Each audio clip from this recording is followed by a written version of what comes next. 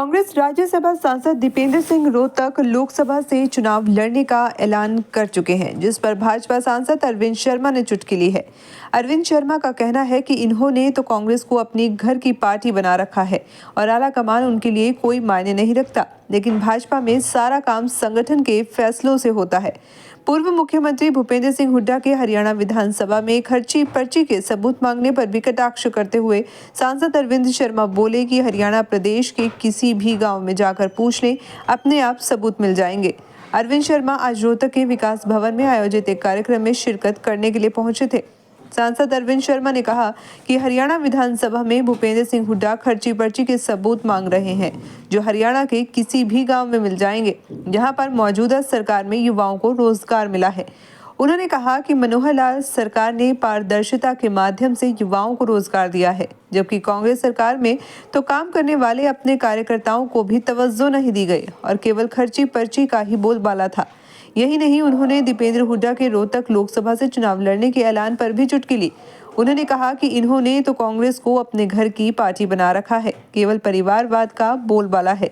आला कमान उनके लिए कोई मायने नहीं रखता, अपने आप ही सारे फैसले ले रहे हैं, जबकि भाजपा के संगठन के फैसलों के अनुसार ही काम होता है। आप लोग भूपेंद्र सिंह हुड्डा सरकार पर खर्ची पर्ची का आरोप लगा रहे हैं। विधानसभा में उन्होंने तो सबूत मांग लिया कि सबूत दे दो एक भी खर्ची पर्ची का। देखिए, एक बात सुनो, सबूत तो आप सब गांवों में जा कर के ले लो। सबूत ही सबूत है। आप किसी गांव में चले जाओ, किसी भी गांव में चले जाओ, रोहतक के गांव में चले जाओ, सोनीपत के गांवों में कहीं भी चले जाओ, और ये खर्ची पर्ची का एक और सुन लो। जैसे कहते हैं ना, भी हम फिर से आ गए तो फिर हम पर्ची सिस्टम करेंगे। पर्ची सिस्टम किसके लिए है? पर्ची सिस्टम वर्कर के लिए नहीं है, जो जी जान की बाजी लगा करके काम करे, मान लो, उसके लिए नहीं है। पर्ची सिस्टम तो कोई और ही सिस्टम बनता है कि जो पैसा देता है पर्ची सिस्टम में, उसके लिए खर्ची पर्ची सिस्टम होता है। तो ये तो बिल्कुल जग जाहिर है कि इन्होंने जितना भ्रष्टाचार, परिवारवाद जो कांग्रेस के समय में हुआ, कभी जिंदगी में ऐसा नहीं हुआ होगा।